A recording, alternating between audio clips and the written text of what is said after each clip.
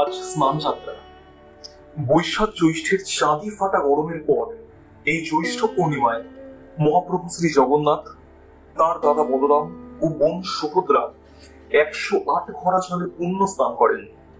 তবে জানেন কি, এই স্নান যাত্রার ঠিক পরেই মহাপ্রভুর এক বিশেষ বিষয়।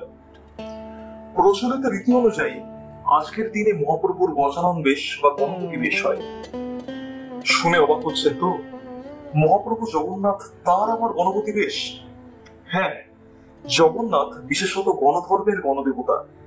তিনি শৈব, শাক্ত, সৌর, গণপত্য, বৈষ্ণব, বৌদ্ধ, জৈন এই সকল মতবাদকে আলিঙ্গন করে নিজের মধ্যে সমাহিত করেছেন। জানা যায় শিবের অষ্টোত্তর শতনামে মহাপ্রভু যে মহাদেব এমন উল্লেখ রয়েছে।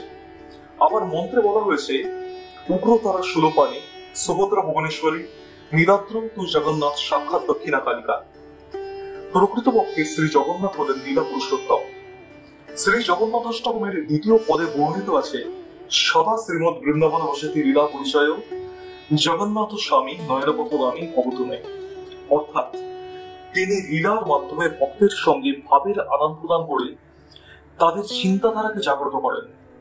কথিত আছে, এক ভক্তের বাসনা পূরণ করতেই মহাপ্রভু জগন্নাথ গণপতি বেশ ধারণ করেছিলেন।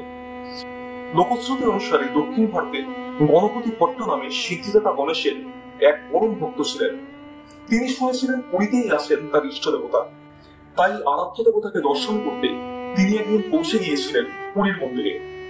কিন্তু গর্ভগৃহে প্রবেশ করা মাত্র রত্ন সিংহাসনে শ্রী জগন্নাথ দেবকে চাক্ষুষ করে গণেশকে দেখতে না পেয়ে দুঃখপূর্ণ হৃদয়ে অনেক অভিমান নিয়ে তিনি পুরী ত্যাগ করলেন। কিন্তু ফেরার পথে মাঝ রাস্তায় তিনি স্বপ্নে গণপতিকে দেখলেন।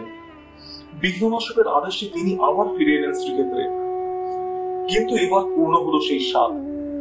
জ্যৈষ্ঠ পূর্ণিমার দিনে স্নান মণ্ডপে শ্রী জগন্নাথ আর বলরামকে অপূর্ব শোভামণ্ডিত কালো আর সাদা বেশে নিজের ইষ্টদেব সিদ্ধিদাতাকে দেখে মুগ্ধ হয়ে গেলেন গণপতি ভট্ট। মহাপ্রভু জগন্নাথ যেমন তুলসীদাসকে শ্রীরাম, শ্রী চৈতন্যকে শ্রীকৃষ্ণ, তোতাপুরকে দক্ষিণা কালী রূপে দর্শন দিয়েছিলেন, সেভাবেই গণপতি ভট্টের মানসলোকে তিনি ধরা দিয়েছিলেন সিদ্ধিদাতা গণেশ রূপে।